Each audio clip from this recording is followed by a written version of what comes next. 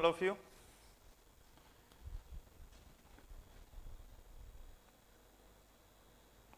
Good morning. Am I audible और visible तो है ना? एक बार चेक कर लो.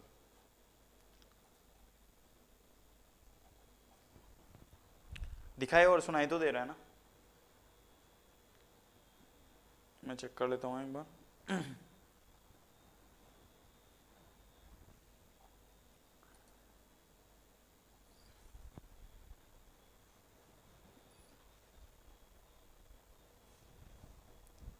Good morning.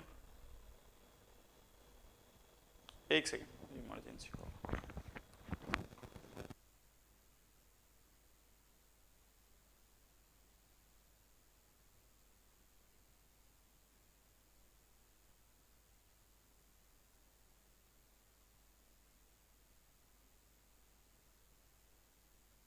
Good morning all of you.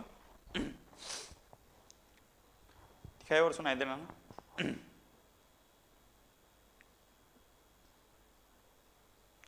Good morning Pintu. देखो हम स्टार्ट करते हैं कि हम क्या पढ़ रहे थे. एमआई इंस्ट्रूमेंट के बारे में पढ़ रहे थे. ठीक है, एमआई इंस्ट्रूमेंट में हमने देखा था कि MI instrument basically electromagnetic fields हैं. हम जो पॉइंटर होता है उसको डिफ्लेक्ट करते हैं. कैसे? जब हमारे पास में, मैंने आपको बताया था कि किसी भी कोइल में हम करंट को फ्लो करवाते हैं तो सामान्यतः वो कैसे बिहेव करती है? इलेक्ट्रोमैग्नेट की तरह बिहेव करती हैं. ठीक है, उसी से हमारे पास में मैग्नेटिक फील्ड जनरेट होने की वजह से मैंने बताया था कि हमारे पास में दो तरह की डैम्पिंग होती है, तीन तरह की डैम्पिंग होती है. जो मेनली हमारी होती है ईडी करंट डैम्पिंग, और सामान्यतः एयर फ्रिक्शन डैम्पिंग, और तीसरी होती है फ्लूइड फ्रिक्शन डैम्पिंग या द्रव घर्षण जो डैम्पिंग होती है. ठीक है, अवमंदन जिसे कहते हैं. ठीक है, तो दो तरह की होती है, तीन तरह की होती है हमारे पास में. तो उसमें देखते हैं हम सामान्यतः कि हमारा जो मूविंग आयरन इंस्ट्रूमेंट होता है. ठीक है, यहां से हम पढ़ते हैं. देखो, विद्युत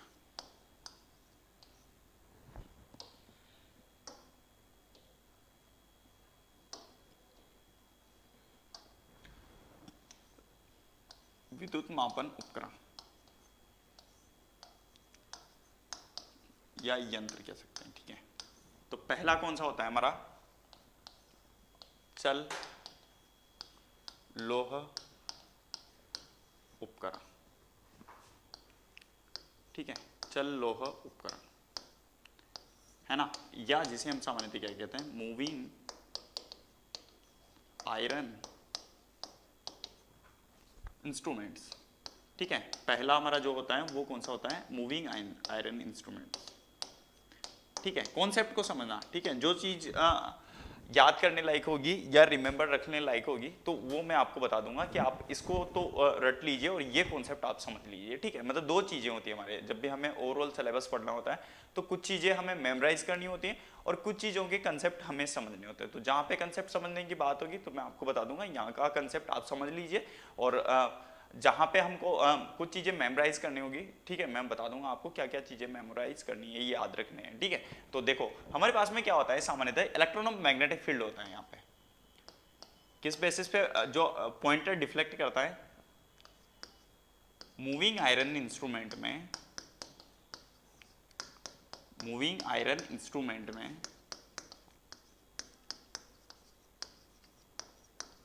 पॉइंटर डिफ्लेक्ट, पॉइंटर डिफ्लेक्ट किसकी वजह से करता है? सामान्यतः डिफ्लेक्ट किसकी वजह से करता है हमारे पास में? इलेक्ट्रोमैग्नेटिक फील्ड की वजह से, इलेक्ट्रोमैग्नेटिक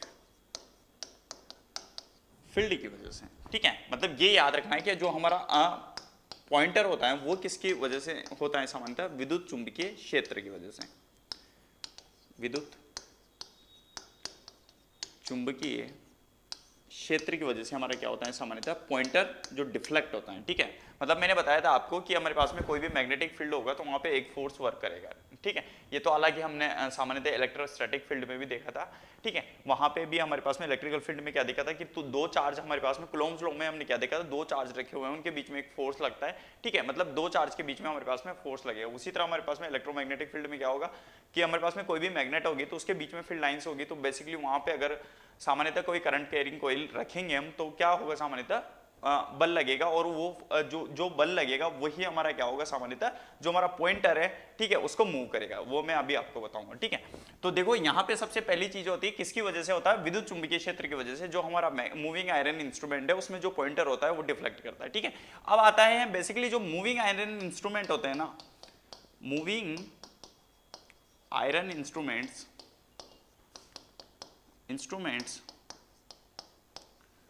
जनरली टू टाइप्स, ठीक है, जनरली टू टाइप्स के होते हैं। कौन कौन से होते हैं हमारा, एक तो हमारा हो गया सामान्यतः attraction type, attraction type instruments,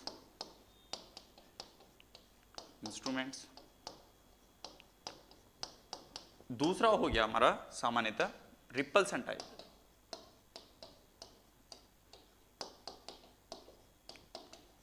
type, instruments, या जिन्हें हम सामान्यतः क्या करते हैं, इसको तो हम कहेंगे आकर्षण प्रकार का, आकर्षण प्रकार उपकरण यंत्र, ठीक है। और ये हमारा क्या हो गया, प्रतिकर्षण प्रकार का, प्रतिकर्षण प्रकार यंत्र, ठीक है, यंत्र। देखो यहां पे हमारे पास में जो ये दोनों टाइप है ना, ये दोनों टाइप किसको मापने के लिए हम, गुड मॉर्निंग, ठीक है, ये दोनों किसको मापने के लिए हम सामान्यतः प्रयोग करते हैं, एसी और डीसी को, ठीक है। मतलब एसी और डीसी को ये अलग अलग वैल्यू में माप सकते हैं, ठीक है। यहां पे मूविंग आयरन इंस्ट्रूमेंट लिख लो, मूविंग आयरन इंस्ट्रूमेंट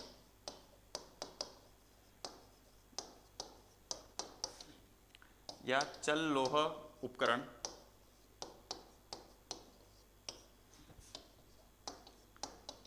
चल लोह उपकरण सामान्यतः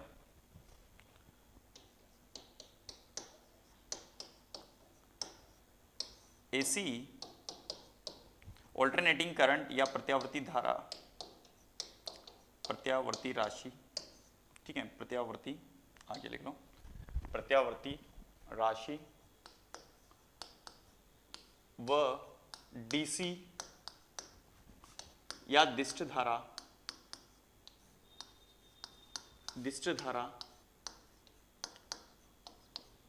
मापने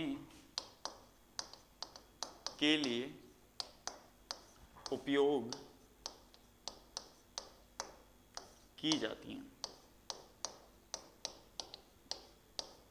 ठीक है, ये याद रखना, ठीक है, ये सबसे इंपॉर्टेंट है क्योंकि गुड मॉर्निंग, ठीक है। तो काफी जगह ये पूछा जाता है हमारे पास में बेसिकली कि जो मूविंग आयरन इंस्ट्रूमेंट है वो किस किस को मापने के लिए प्रयोग किया जाता है। तो आपको याद रखना है कि हमारे पास में क्या होता है कि एसी और डीसी दोनों क्वांटिटीज को मापने के लिए प्रयोग किया जाता है। क्योंकि पता है ये क्वेश्चन हमारे पास में क्यों बनता है जनरली, क्योंकि कुछ इंस्ट्रूमेंट ऐसे होते हैं जिनमें हम सिर्फ एसी मेजर करते हैं, कुछ में हम ऐसा होता है कि हमारे पास में डीसी का ही माप करते हैं, जैसे हमारा पीएमएमसी हो गया, ठीक है। तो यहाँ से क्वेश्चन सबसे ज़्यादा कंफ्यूजन होता है कि सब जो इंस्ट्रूमेंट होते हैं वो अलग अलग क्वांटिटीज़ को मेजर करते हैं। तो हमारे पास में यहाँ से कभी कभार एग्जामिनर ऐसे क्वेश्चन फ्रेम कर लेता है कि हमारे पास में जो मूविंग आयरन इंस्ट्रूमेंट होते हैं ये सामान्यतः हमारे पास में किसको मेजर करते हैं, ठीक है, या चल लोह उपकरण होते हैं ये सामान्यतः किसको मापने के लिए उपयोग करते हैं, ठीक है।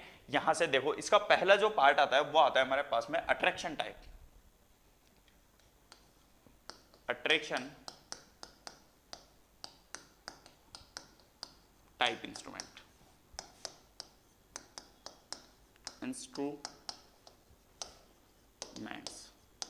ठीक है। या मैं ये कह दूं कि जो आकर्षण प्रकार का होता है,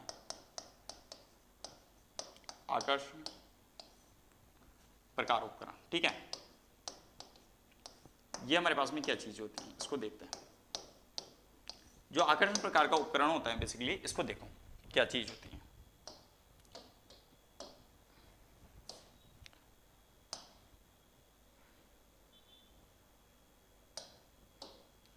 देखो इसको अच्छे से, यहाँ पे आपको कुछ कुछ चीजें यहाँ पे दिखाई देगी जो हैं, ठीक है। ये हमारा अट्रैक्शन टाइप का इंस्ट्रूमेंट है, ठीक है। यहाँ पे मैं आपको बता दूँ आपको क्या क्या याद रखना है, ठीक है। यहाँ पे सबसे पहली चीज कि हमारे पास में एयर डैम्पिंग चेम्बर, यानी जो हमारी एयर डैम्पिंग होती है सामान्यतः वो उपयोग करेंगे हम सामान्यतः, ठीक है। गुड मॉर्निंग, ठीक है, ठीक है। यहाँ पे याद रखना है कि पहली बात तो हम डैम्पिंग कौन सी यूज करेंगे, एयर डैम्पिंग का उपयोग करेंगे, ठीक है। यहां से लिखो, इस प्रकार के उपकरण में, इस प्रकार के उपकरण में वायु घर्षण अवमंदन, या ऐसा लिख लो air friction damping, air friction damping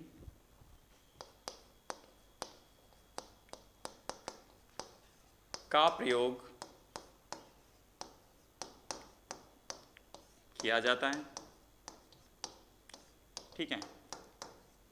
देखो एयर फ्रिक्शन डैम्पिंग का हम सामान्यतः उपयोग क्यों करेंगे, इसका मैंने आपको कल भी बताया था, ठीक है। कि जहां पे हमारे पास में क्या होता है कि दो चीजें होती हैं, एक होता है हमारा बहुत ही ज्यादा जो तीव्र चुंबकीय क्षेत्र होता है, वहां पे हम कौन सी प्रकार के डैम्पिंग का उपयोग करते हैं या अवमंदन का उपयोग करते हैं, वो सामान्यतः हम करते हैं बेसिकली अगर जहां पे स्ट्रॉन्ग मैग्नेटिक फील्ड हो, ठीक है, तीव्र चुंबकीय क्षेत्र हो, वहां पे हम कौन से डैम्पिंग का उपयोग करते हैं, सामान्यतः ईडी करंट डैम्पिंग का यूज करते हैं, या सामान्यतः हम कौन सी करते हैं, ईडी करंट डैम्पिंग का उपयोग करते हैं जहां पे स्ट्रॉन्ग मैग्नेटिक फील्ड हो, लाइक पीएमएमसी, ठीक है, स्ट्रॉन्ग मैग्नेटिक फील्ड का उपयोग करते हैं, सॉरी ईडी करंट डैम्पिंग का उपयोग करते हैं, ठीक है, डैम्पिंग, ठीक है, या भंवर द्वारा अवमंदन का उपयोग करते हैं ऐसी कंडीशन में जहां पे स्ट्रॉन्ग हो, ठीक है। तो यानी और यहां पे हम क्या करेंगे, वीक मैग्नेटिक फील्ड में कौन सा करते हैं, वीक मैग्नेटिक फील्ड में हम कौन सी डैम्पिंग का उपयोग करते हैं, सामान्यतः एयर फ्रिक्शन डैम्पिंग का यूज करते हैं,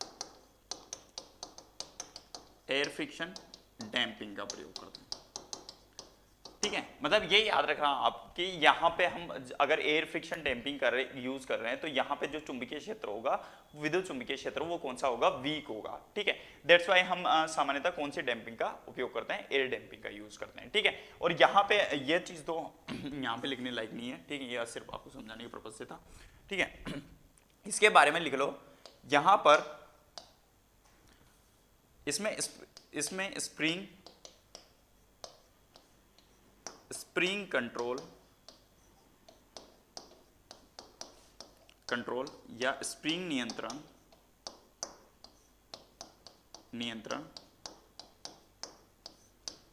और ग्रेविटी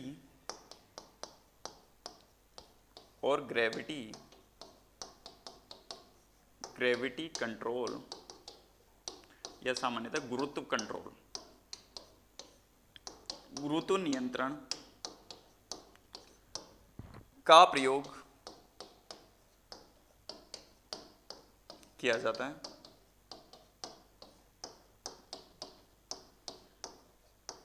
ठीक है। यहां पे हम कौन सी सामान्यतः किसका यूज करेंगे, स्प्रिंग कंट्रोल का, ठीक है, स्प्रिंग कंट्रोल और ग्रेविटी कंट्रोल। ये देखो हमारे पास में यहां पे क्या हो रखा है कि बैलेंस वेट लगा हुआ है और कंट्रोल वेट भी लगा हुआ है, ये हमारा बैलेंस वेट है, संतुलित वजन, और ये हमारा कंट्रोल वेट है, ठीक है। ये मैंने बताया था आपको कि हमारे पास में जो ग्रेविटी कंट्रोल होता है उसमें हम क्या करते हैं, सामान्यतः एक जो बैलेंस वेट भी का भी उपयोग करते हैं, और एक हम क्या करते हैं, सामान्यतः कंट्रोल वेट का प्रयोग करते हैं, ताकि जो कंट्रोल होता है, टॉर्क होता है टोटल, वो किसके प्रोपोर्शनल होता है, जो मैंने लिखाया था, कंट्रोलिंग टॉर्क किसके प्रोपोर्शनल होता है, साइन थीटा के प्रोपोर्शनल होता है। स्प्रिंग जो हमारे पास में कंट्रोलिंग टॉर्क में बताया था कि प्रोपोर्शनल टू साइन थीटा, या ऐसा लिख रहे थे हम टीसी बराबर के एम, टीसी बराबर एम साइन थीटा, ठीक है, यहाँ पे जो द्रव्यमान के प्रोपोर्शनल था, ठीक है। तो ऐसे वाले केस में हमने लिखा था कि हमारे पास में अट्रैक्शन टाइप जो इंस्ट्रूमेंट होते हैं, ठीक है। उसमें हमारे पास में कौन कौन से यूज किए जाते हैं कि पॉइंटर को डिफ्लेक्ट करने के लिए हमारे पास में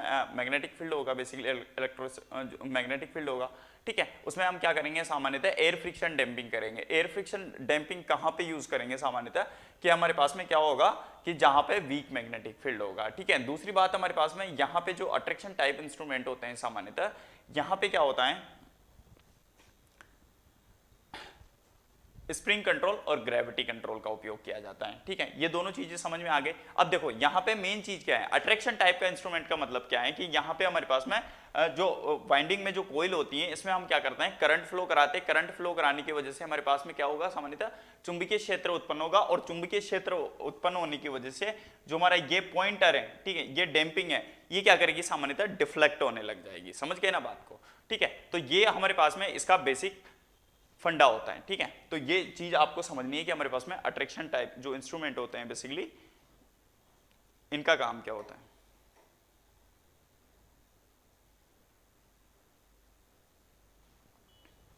ठीक है, ये हमारे पास में अट्रैक्शन टाइप का इंस्ट्रूमेंट होता है। अगर इसमें यहाँ पे जो हम स्प्रिंग कंट्रोल यूज कर रहे हैं, ठीक है, अगर यहाँ पे हमारे पास में जो स्प्रिंग लगी हुई है, ठीक है, अगर ये टूट जाती है किसी कंडीशन या किसी कारणवश, तो ये क्या करेगा, अधिकतम डिफ्लेक्शन देगा, ठीक है। तो यहाँ पे लिख दो अट्रैक्शन टाइप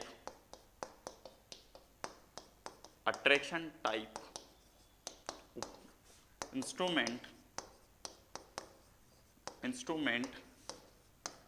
या ये लिख लो आकर्षण प्रकार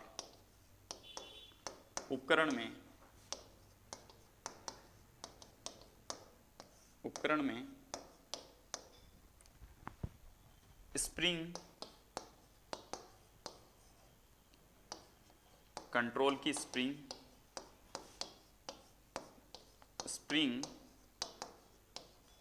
टूट जाने पर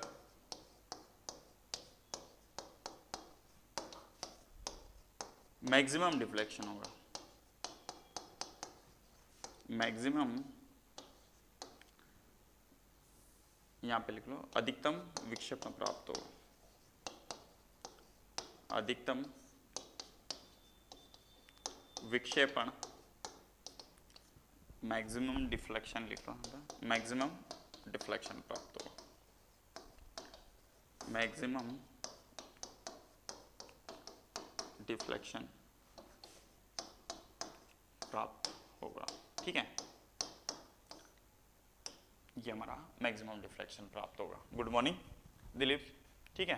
तो यहाँ पे इस कंडीशन में हमारे पास में क्या होगा कि अगर हमारे पास में ग्रेविटी कंट्रोल में जो स्प्रिंग कंट्रोल में अगर हमारी स्प्रिंग टूट जाती है अट्रैक्शन टाइप इंस्ट्रूमेंट में, तो हमारे पास में क्या होगा उस कंडीशन में कि हमें मैक्सिमम डिफ्लेक्शन प्राप्त होगा, ठीक है। ये चीजें याद रखना। हमारे पास में अट्रैक्शन की मेन चीजें हैं कि मेन तो हमारे पास में क्या होता है कि यहाँ पे जैसे ही हम करंट कॉइल में जब करंट फ्लो कराते हैं, तो करंट फ्लो कराने की वजह से हमारे पास में क्या होता है सामान्यतः कि इलेक्ट्रोमैग्नेटिक फील्ड बनता है। मैग्नेटिक फील्ड बनने की वजह से हमारे पास में डिफ्लेक्शन प्राप्त होता है या विक्षेपण प्राप्त होता है, और विक्षेपण प्राप्त होने की वजह से जो पॉइंटर है वो क्या करता है, सामान्यतः डिफ्लेक्ट करता है एक वैल्यू तक, ठीक है, स्प्रिंग की वजह से।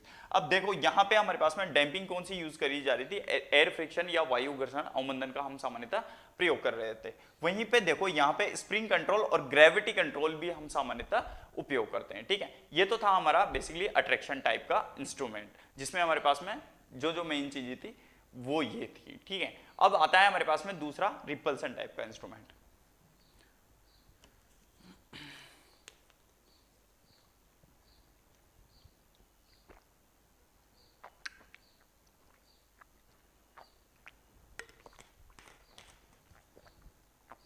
देखो रिपल्सन टाइप के इंस्ट्रूमेंट, जो सेकेंड है मूविंग आयरन इंस्ट्रूमेंट का रिपल्सन टाइप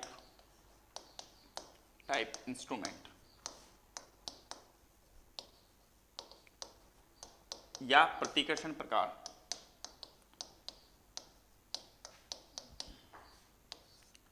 उपकरण,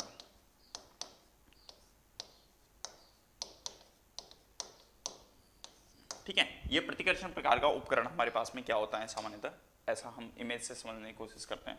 देखो अब दोनों में डिफरेंस भी देख लेंगे।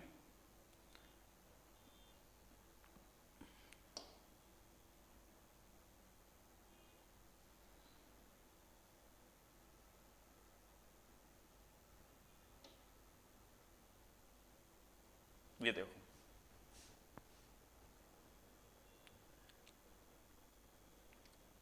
मैं आपको समझाता हूँ यहाँ पे क्या क्या चीज़ें, बस ये डायग्राम आपको अच्छे से दिखना चाहिए, ठीक है। अगर डायग्राम नहीं दिख रहा हो तो बता देना मुझे। गुड मॉर्निंग, ठीक है। डायग्राम नहीं दिख रहा हो तो उस कंडीशन में मुझे बता देना अगर कुछ चीज़ें नहीं दिख रही हो।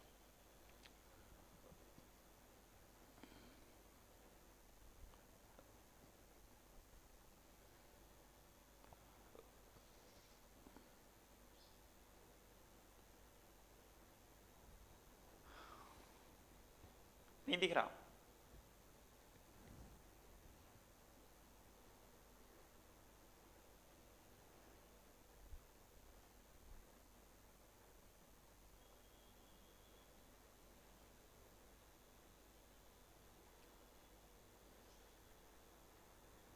देखो यहाँ पे हम क्या देखते हैं कि यहाँ पे दो चीज़ें होती हैं हमारे पास में। एक तो है ना फिक्स्ड पार्ट होता है ये वाला जो यहाँ पे लगा हुआ है, ठीक है, और एक हमारे पास में क्या है मूवेबल पार्ट होता है। दो चीज़ें ध्यान रखना, ये मतलब दिख नहीं रहा होगा, इसे रेड से मार्क करता हूँ, ज़्यादा अच्छे से दिख रही चीज़।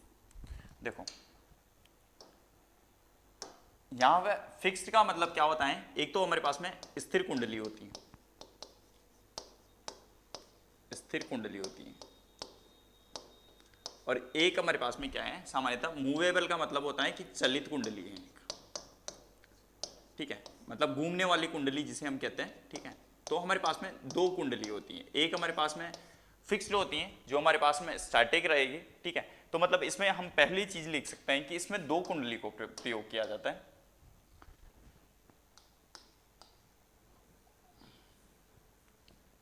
प्रतिकर्षण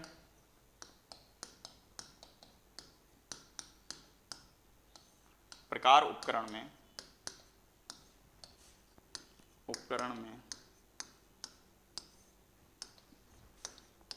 सामान्यतः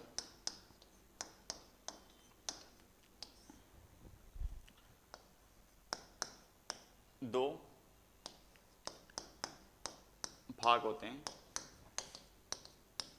एक स्थिर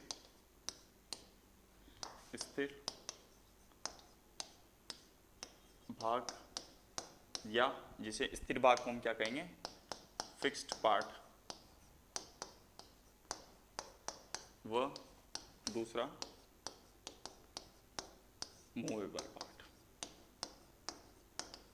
मूवेबल पार्ट या चलित भाग, ठीक है, चलित भाग, ठीक है, चलित भाग होता है, ठीक है। दो पार्ट होते हैं हमारे पास में, ठीक है।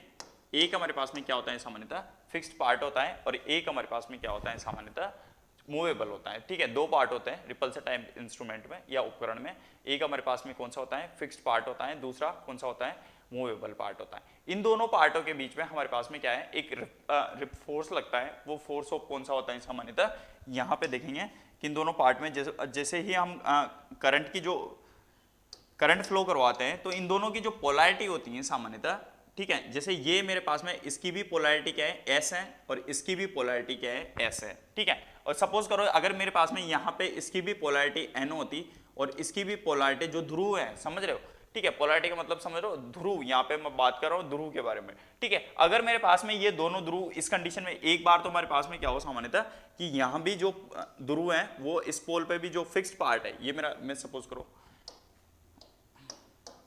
जब हम करंट को फ्लो कराते हैं तो हमारे पास में यहाँ पे क्या है दो पार्ट है, एक तो फिक्स्ड पार्ट है और दूसरा कौन सा है मूवेबल पार्ट, मूवेबल पार्ट। अगर ऐसी कंडीशन जैसे ही मैं करंट का फ्लो कराता हूं तो जो मेरा फिक्स्ड पार्ट है वो भी एस पोल बनता है और जो मूवेबल पार्ट है वो भी एस पोल बनता है। या फिर मैं ये कह दूं कि मेरा एन पोल, जो जब मैं करंट का फ्लो कराता हूं तो जो मेरा जो फिक्स्ड पार्ट है वो भी मेरा कौन सा बनाता है ध्रुव, कौन सा बनाता है एन ध्रुव बनाता है, और जो मेरा सामान्यतः मैं ये कह दूं कि मूवेबल पार्ट है वो भी मेरा कौन सा बनाता है एन ध्रुव बनाता है। तो इस कंडीशन में मेरा क्या होगा सामान्यतः, मैंने आपको पहले भी पढ़ाई थी ये चीज कि हमारे पास में अगर कोई भी चुंबक है उसके अगर चुंबक के दोनों ध्रुव समान है, ठीक है, तो उन दोनों के बीच में क्या होगा सामान्यतः फोर्स ऑफ रिपल्सन लगेगा। तो जो रिपल्सन वाला हमने रिपल्सन मोटर में पढ़ा था उसमें भी यही पढ़ा था हमने कि हमारे पास में क्या होती है, पोलैरिटी सेम होती है, ठीक है। पोलैरिटी सेम होने की वजह से वो क्या करती है, सामान्यतः रिपल्सन करती है। यहाँ पे भी हमारे पास में प्रतिकर्षण का ही बल लगता है, ठीक है। मतलब दो फोर्स को हमको अच्छी तरीके से समझना है, एक force of attraction, force of repulsion. मतलब फोर्स ऑफ अट्रैक्शन क्या होगा कि जब हमारे पास में या तो चार्जेज अलग अलग होंगे या फिर जो अगर चुंबकीय क्षेत्र की बात करें तो जो दोनों ध्रुव हैं चुंबक के वो दोनों अलग अलग होंगे, तब हमारा फोर्स ऑफ अट्रैक्शन लगेगा।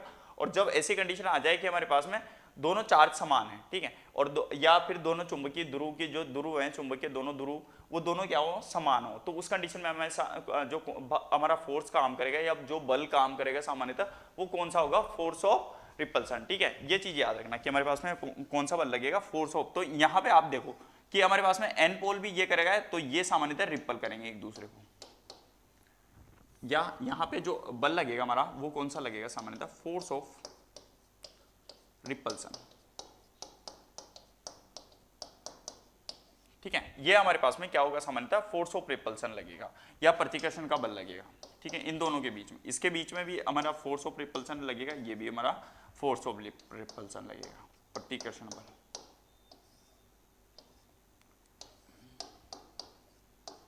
ठीक है। यहाँ पे हमारा कौन सा बल लगेगा, सामान्यतः प्रतिकर्षण बल लगेगा। मतलब यहाँ पे क्या होगा, जो हमारे पास में जो फिक्स्ड पार्ट है और मूविंग पार्ट है वो दोनों क्या होंगे, समान ध्रुव पोलैरिटी के होंगे, और इस वजह से हमारे पास में जो फोर्स ऑफ रिपल्सन लगेगा, ठीक है। ये चीज समझ में आए।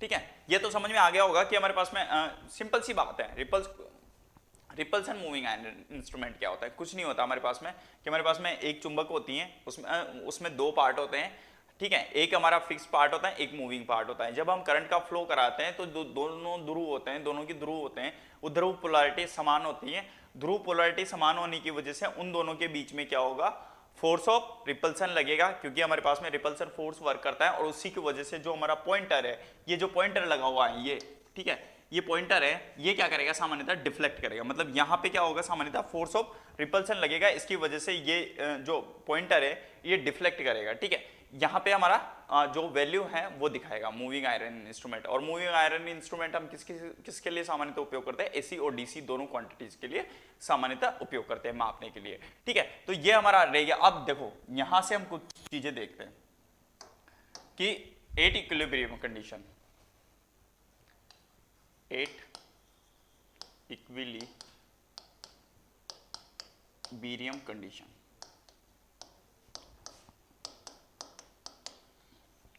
या साम्यावस्था,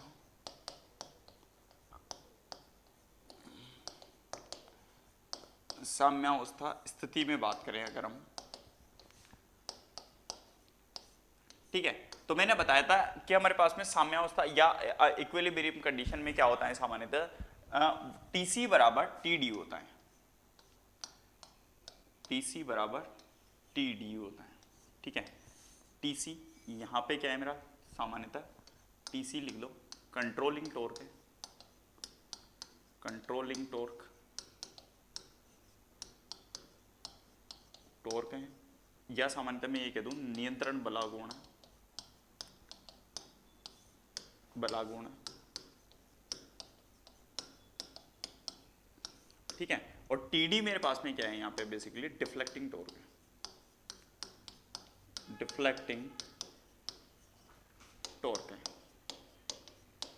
ठीक है, या डिफ्लेक्टिंग टॉर्क में ये कह दूं, ठीक है, डिफ्लेक्टिंग टॉर्क के नाम, ठीक है। तो यहाँ पे हमारे पास में टीसी और बराबर टीडी क्या होता है, तो इक्विलिब्रियम कंडीशन में बराबर होता है, टीसी का वैल्यू हम सामान्यतः डायरेक्टली प्रोपोर्शनल होता है थीटा के, ठीक है, टीसी बराबर के थीटा, और डिफ्लेक्टिंग टॉर्क किसके प्रोपोर्शनल होता है, टीडी बराबर के आई स्क्वायर, ठीक है। तो मैं अगर यहाँ पे दोनों का मान रख दूं सामान्यतः के थीटा इक्वल्स टू के आई स्क्वायर, तो ऐसी कंडीशन में थीटा मेरा जो डायरेक्टली प्रोपोर्शनल हो जाएगा वो किसके हो जाएगा, आई स्क्वायर के, ठीक है। यानी अब जब मेरे पास में आई स्क्वायर आया तो मेरे पास जो ग्राफ आएगा वो बेसिकली लीनियर नहीं आएगा किसी भी कंडीशन में, ठीक है। तो मतलब यहाँ पे आप देख सकते हो कि जो मेरा थीटा डायरेक्टली प्रोपोर्शनल किसके होता है, आई स्क्वायर के, ठीक है। तो ये वेरी इंपॉर्टेंट है, ठीक है,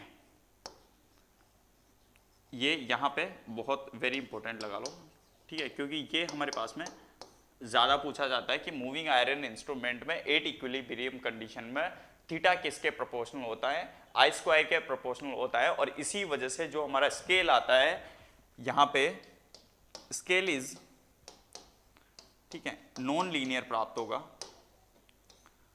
नॉन लीनियर प्राप्त होगा,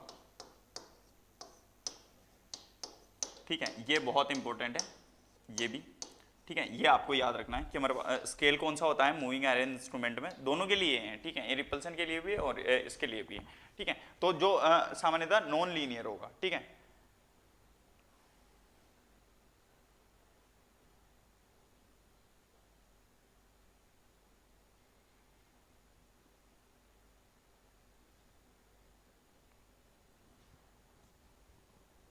है ना, लिख लिया। नॉन लीनियर का मतलब क्या है, देखो ये नॉन लीनियर को अगर मैं सिंपल सी लैंग्वेज में आपको समझाऊं तो मैंने आपको क्या समझाया था कि जहां पे ओम्स लॉ वैलिड होता है वो क्या होता है, सामान्यतः लीनियर इंस्ट्रूमेंट होते हैं। मतलब जिसमें क्या होता है, अगर देखूं मैं यहाँ की बात करूं मैं इंस्ट्रूमेंट की, अगर मैं कह दूं कि थीटा डायरेक्टली प्रोपोर्शनल टू आई है, मतलब मीन मेरा क्या है, सामान्यतः ये लीनियर इंस्ट्रूमेंट है। कैसे लीनियर है, सामान्यतः लीनियर या रेखिक, ठीक है, ये मेरा कौन सा इंस्ट्रूमेंट हुआ, सामान्यतः अरेखिक, अरेखिक होगा। अरेखिक का मतलब क्या होता है सामान्यतः कि हमारे पास में ये लाइन ड्रॉ नहीं करेगा, जैसे जैसे मेरी थीटा की वैल्यू बढ़ेगी वैसे वैसे आई स्क्वायर उसका क्या बढ़ेगा, डबल टाइम्स बढ़ेगा, ठीक है। मतलब मेरा थीटा अगर की वैल्यू अगर 2 टाइम्स बढ़ी है जनरली, तो जो मेरा आई है वो कितना बढ़ेगा, सामान्यतः 4 टाइम्स बढ़ेगा। तो लीनियर ग्राफ मेरे पास में आ नहीं सकता। लीनियर ग्राफ कैसा होता है ओम्स लॉ के अकॉर्डिंग, कि हमारे पास में यहाँ पे लीनियर ग्राफ कैसा होता है कि ये मेरा वोल्टेज है और ये मेरा करंट है, ठीक है, ये मेरा वोल्टेज है और ये मेरा करंट है। तो जो रेजिस्टेंस की वैल्यू है वो क्या होगी, सामान्यतः वी पाई आर, मतलब कांस्टेंट रहेगी, ठीक है। मतलब अगर मेरा 5 एम्पियर करंट है सामान्यतः, तो 5 एम्पियर ही मेरा सामान्यतः तो एक आएगा यहाँ पे, ठीक है। फिर जब यहाँ पे मेरा 10 एम्पियर हो जाएगा और 10 वोल्ट हो जाएगा और यहाँ पे भी मेरा 10 एम्पियर हो जाएगा, तब भी मेरा ये ग्राफ सामान्यतः बढ़ता रहेगा। मतलब जो ओरिजिन से पास होगा मेरा ग्राफ इस कंडीशन में, ठीक है, ऐसी कंडीशन में, ठीक है, वो मेरा कौन सा कहलाएगा, सामान्यतः लीनियर या रेखिक एलिमेंट कहलाएगा, ठीक है। तो जो यहाँ पे हम अगर बात करें सामान्यतः कि इसकी बात करें मूविंग आयरन इंस्ट्रूमेंट की, तो ये कैसा होता है सामान्यतः linear as well non linear होता है, ठीक है। और ठीक है, तो ये हमारे पास में कैसा होगा, नॉन लीनियर होगा, ठीक है। ये किस किस की वैल्यू को मापेगा, सामान्यतः एसी और डीसी की दोनों वैल्यू को मापेगा, ठीक है, ये चीज समझ में आ गई, ठीक है। इसका कंस्ट्रक्शन कैसा होता है, रोबस्ट होता है, ठीक है, ये भी लिख लो, यहां पे 2-3 पॉइंट लिख लो। प्रतिकर्षण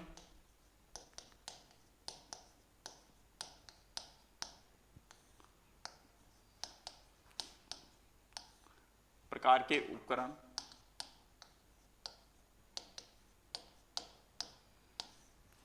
को ज्यादा उपयोग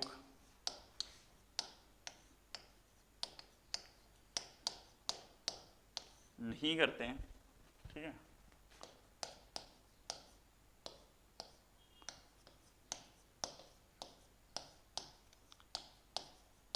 इसका कंस्ट्रक्शन रोबस्ट होता है,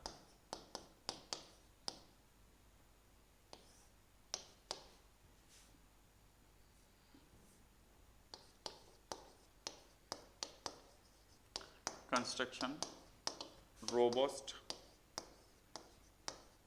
होता है, ठीक है, मतलब जटिल होता है एक तरीके से, ठीक है। एक मतलब ये लिख लीजिए कि जटिल होता है, कि हमारे पास में जो इसका कंस्ट्रक्शन वाइज है, अगर हम इसको कंस्ट्रक्शन वाइज ओवरऑल देखें तो जो कंस्ट्रक्शन है इसका क्या होता है, रोबस्ट होता है, मतलब बहुत हार्ड होता है, इजीली डैमेजेबल नहीं होता, ठीक है, मतलब जो इजीली डैमेज नहीं होता, ठीक है, एक तरीके से हम ये समझते हैं, ठीक है। ये किसके मान को रीड करता है, यह एसी वो डीसी की आरएमएस या वर्ग माध्यम वर्ग माध्यमान का पठन करता है या रीडिंग करता है, का पठन करता है। मेजर किसको करता है सामान्यतः, एसी और डीसी की आरएमएस वैल्यू को मेजर करता है, ठीक है।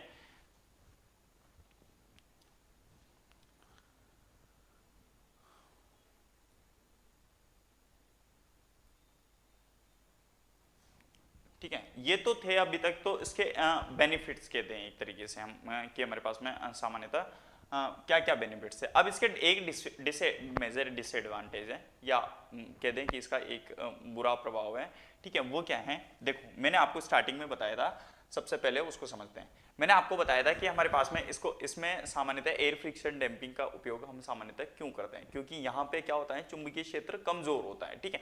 दो चुंबकीय क्षेत्र कमजोर होने की वजह से जो हमारा मैग्नेटिक फील्ड है इसमें क्या है, स्ट्रे हानियां होती हैं, ठीक है। स्ट्रे हानियां होने की वजह से हम इसमें क्या करते हैं, मैग्नेटिक जो शील्डिंग होती है, चुंबकीय शील्डिंग होती है वो करते हैं, ठीक है।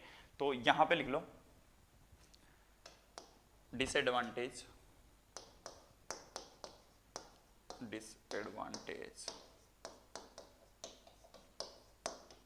या दुष्प्रभाव जो भी हैं, ठीक है। प्रतिकर्षण प्रकार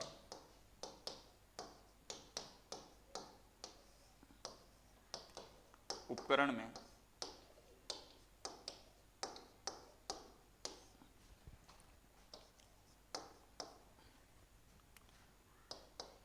कमजोर चुंबकीय क्षेत्र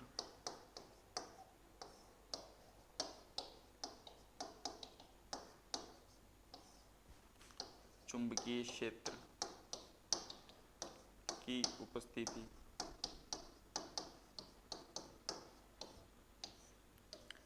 में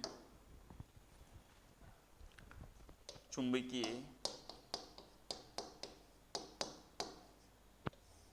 शील्डिंग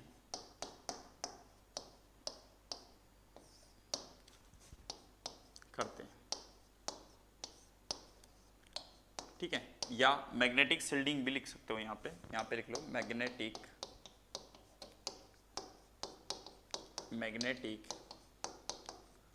शील्डिंग की जाती है, ठीक है। मैग्नेटिक शील्डिंग की जाती है, ठीक है। तो यहाँ पे हमारे पास में देखो मेजर क्वेश्चन कहाँ से पुटअप होते हैं, ठीक है। मैं आपको स्टार्टिंग से बता देता हूँ सारी। हाँ देखो, सबसे पहली चीज क्या होती है कि हमारे पास में एग्जामिनर कभी कभार ये पूछ लेता है कि हमारा पॉइंटर डिफ्लेक्ट किसकी वजह से होता है, यहाँ पे मूविंग आयरन इंस्ट्रूमेंट में इलेक्ट्रोमैग्नेटिक फील्ड की वजह से, ठीक है।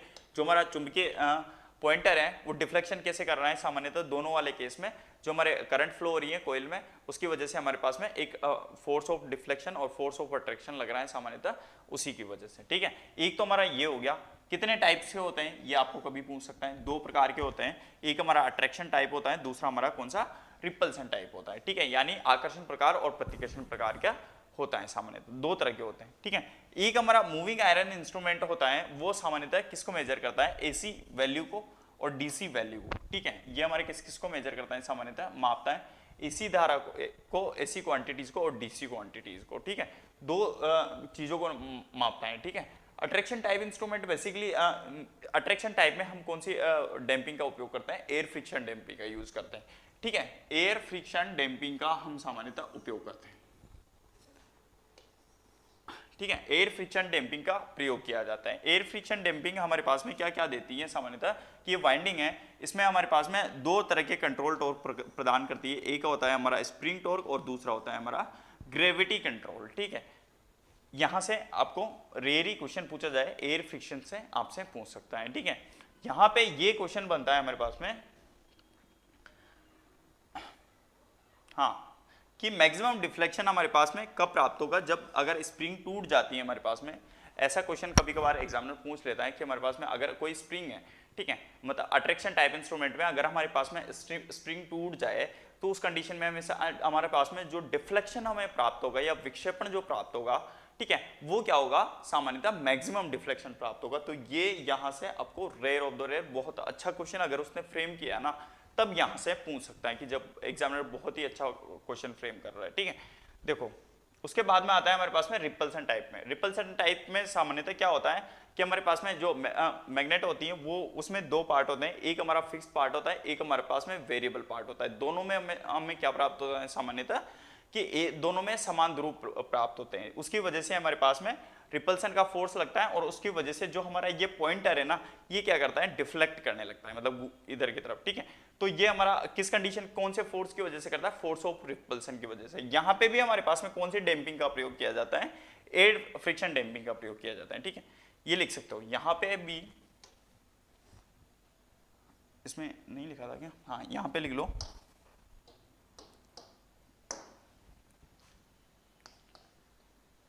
एयर फ्रिक्शन डैम्पिंग का प्रयोग किया जाता है।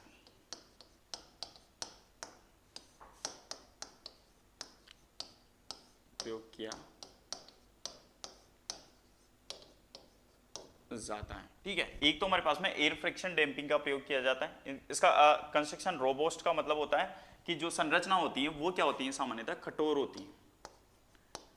संरचना कठोर होती है एक तरीके से।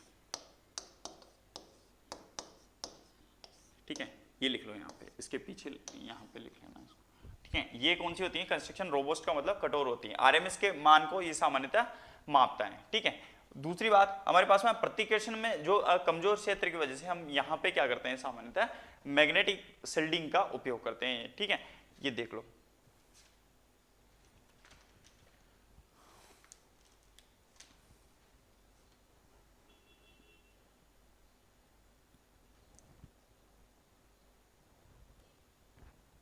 ठीक है, ये तो थे हमारे डिसएडवांटेज। ठीक है, एयर फ्रिक्शन डैम्पिंग का। अब देखो यहाँ पे हम बात करते हैं सामान्यतः कि यहाँ पे एक चीज मैं आपको समझाना चाहता हूँ कि यहाँ पे क्या होता है कि सामान्यतः जो हमारे पास में वीक मैग्नेटिक फील्ड है ना, ये वीक मैग्नेटिक फील्ड, ठीक है, इसको समझते हैं। देखो यार, ठीक है, क्योंकि यही जो मेन पार्ट प्ले कर रहा है। ठीक है, ये हमारा क्या है सामान्यतः, वीक मैग्नेटिक फील्ड है। ठीक है, ये हमारा क्या है सामान्यतः कमजोर चुंबकीय क्षेत्र है। इसकी वजह से हमारे पास में क्या है कि जो मैंने आपको बताया था कि हमारे पास में एक टॉर्क टू वेट रेशियो होता है। सेंसिटिविटी हमारे पास में क्या होती है सामान्यतः कि टॉर्क टू वेट रेशियो होता है। देखो मैंने आपको पहले भी बताई थी, ये चीज समझाई थी कि जो सेंसिटिविटी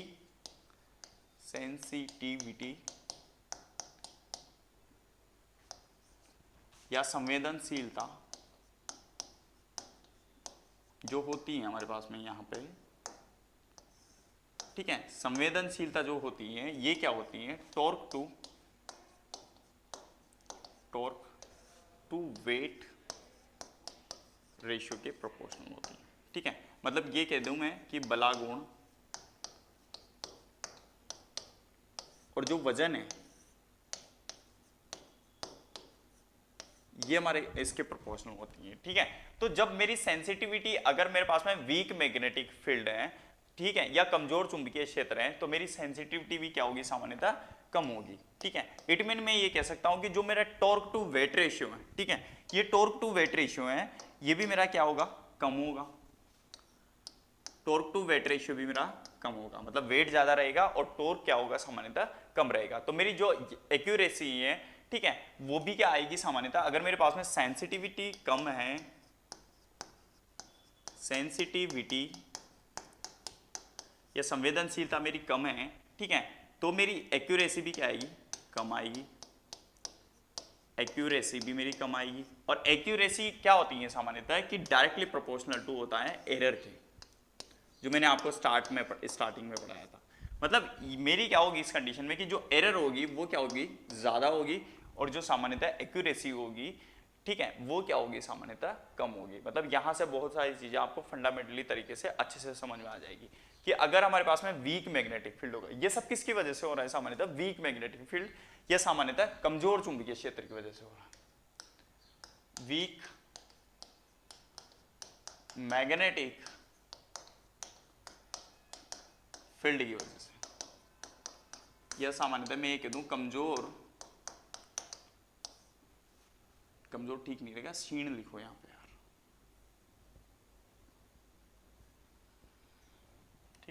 हाँ मतलब इसके वीक मैग्नेटिक फील्ड की वजह से होगा, ठीक है।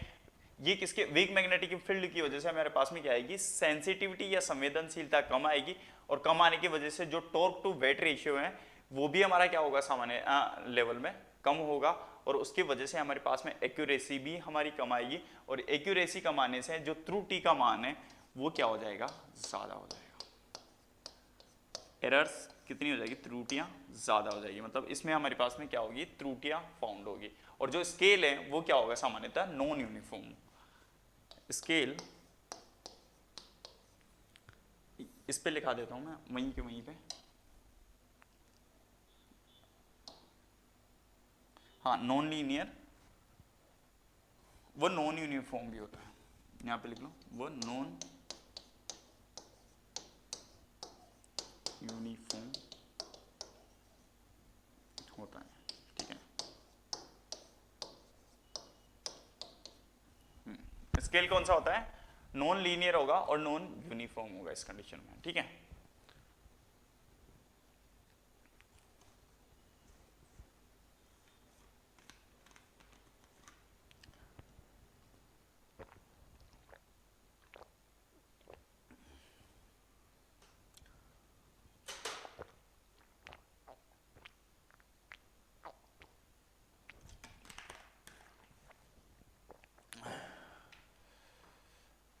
देखो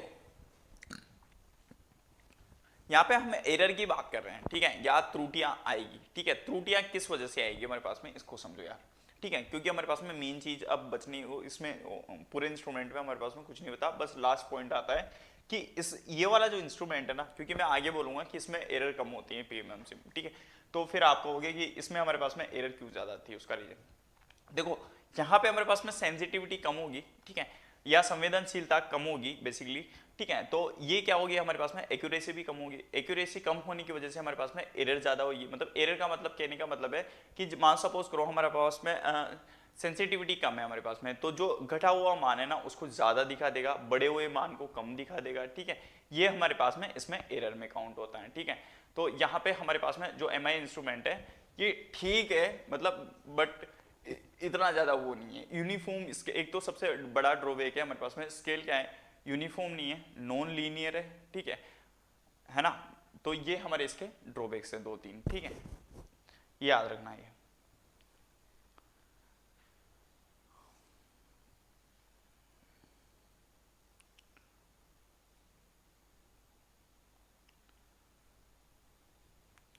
देखो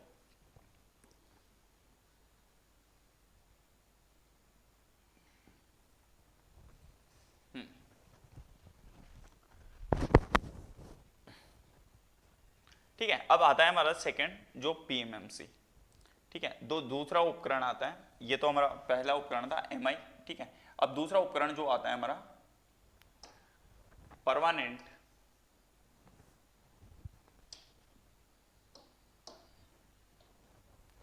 जो दूसरा आता है वो आता है हमारा परमानेंट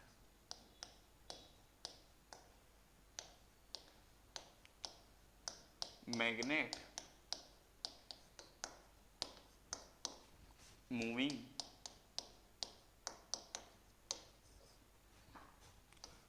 कोयल इंस्ट्रूमेंट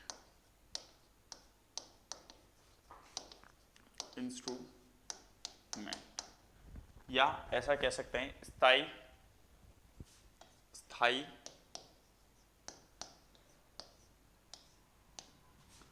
चुंबक चलित कुंडली उपकरण,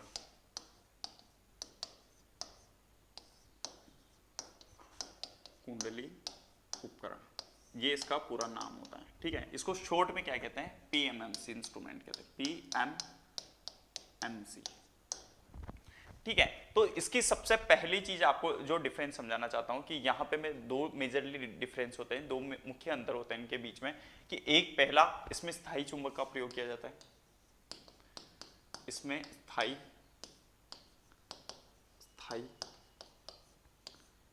या परमानेंट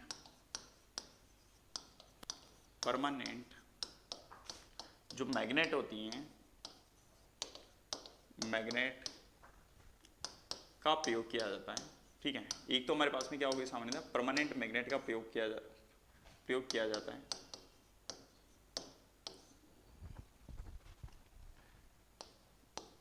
ठीक है, ये हमारे पास में क्या है सामान्यतः परमानेंट मैग्नेट का प्रयोग किया जाता है। ये सिर्फ डीसी के मान को, ये केवल डीसी या दिष्ट धारा